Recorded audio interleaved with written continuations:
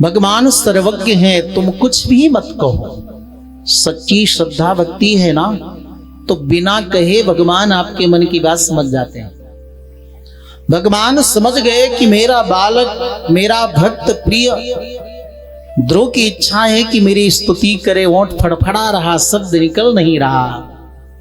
स्पर्श कृपया कपोले, ज्ञान रूपी शंख भगवान ने ध्रुव जी के कपोल में स्पर्श कर दिया।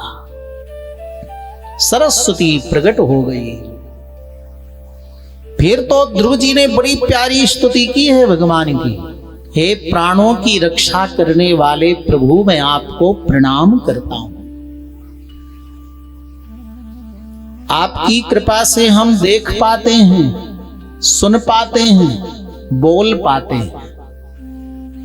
जीभ रहने पर कोई बोल नहीं सकता आपकी कृपा ना हो। मेरे जीभ थी लेकिन शब्द नहीं निकल पा रहे थे। आप प्राणनाथ हो प्रभु। जैसे गुब्बारे के अंदर वायु भरी रहती है और अगर कोई एक सुई से छेद कर दे तो गुब्बारे का अस्तित्व खत्म हो जाता है,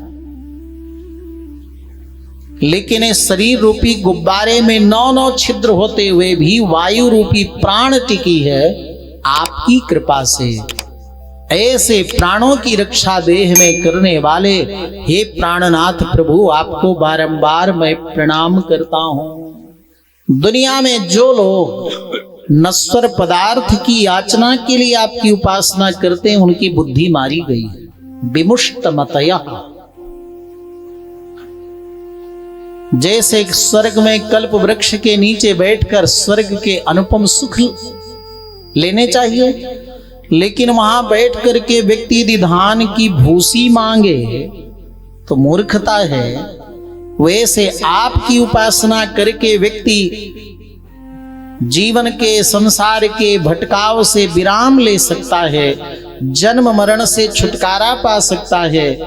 लेकिन यह न मांग करके, मोक्ष न मांग कर, आपका सानिध्य न मांग कर नश्वर पदार्थों की याचना करता है, निश्चित हो मंदमती है। भगवान इतने प्रसन्न हुए, बोले ठीक है, जाओ तुम अंतिम समय में मेरी याद तुम्हें आएगी, मेरा स्मरण कर पाओगे और जो जो तुमने याचना की थी सब पूरी होगी। ध्रुव जी ने कहा नहीं नहीं, मुझे कुछ नहीं चाहिए, आपका इतना सुंदर दर्शन मिल गया, आप कुछ बाकी नहीं। भगवान ने कहा ना, मेरी उपासना कभी बेकार नहीं जाती।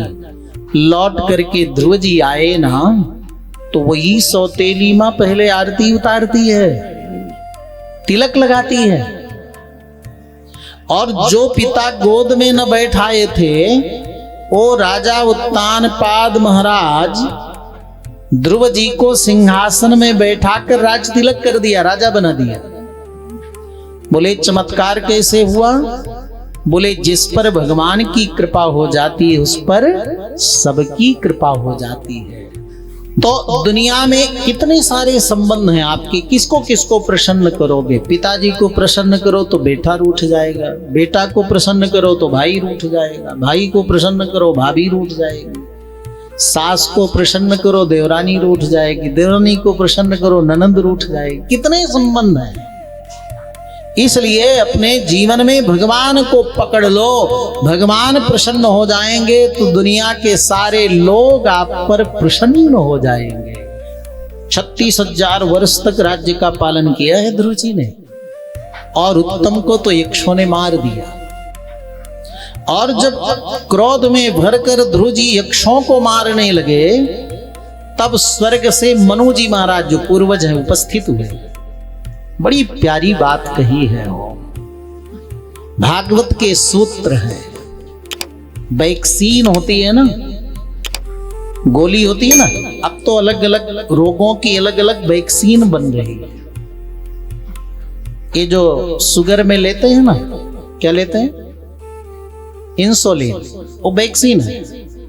इसलिए शुगर की जो गोली होती है ना, उससे अच्छी वैक्सीन मानी जाती है। तो ये भागवत में बिल्कुल वैक्सीन, सीधे आपके ऊपर असर करने वाले वचन हैं।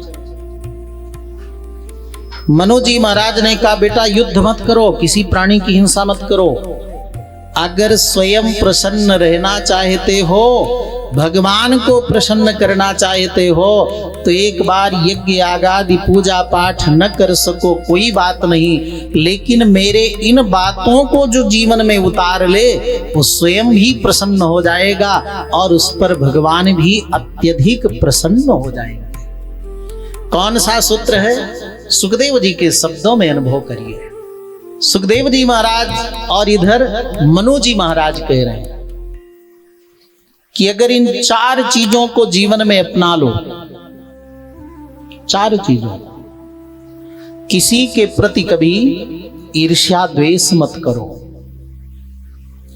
किसी के प्रति कभी ईर्ष्या द्वेष मत करो, तो आप भी प्रसन्न रहोगे और भगवान भी आप पर प्रसन्न हो जाएंगे।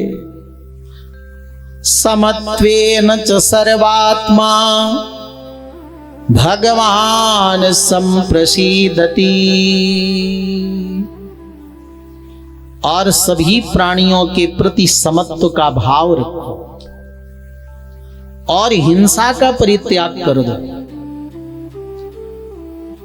हिंसा का परित्याग कर सब में आत्मभाव रखकर वैर का त्याग कर समत्व भाव रखो, तो आप भी प्रसन्न रहोगे और आप पर भगवान भी प्रसन्न हो जाएंगे।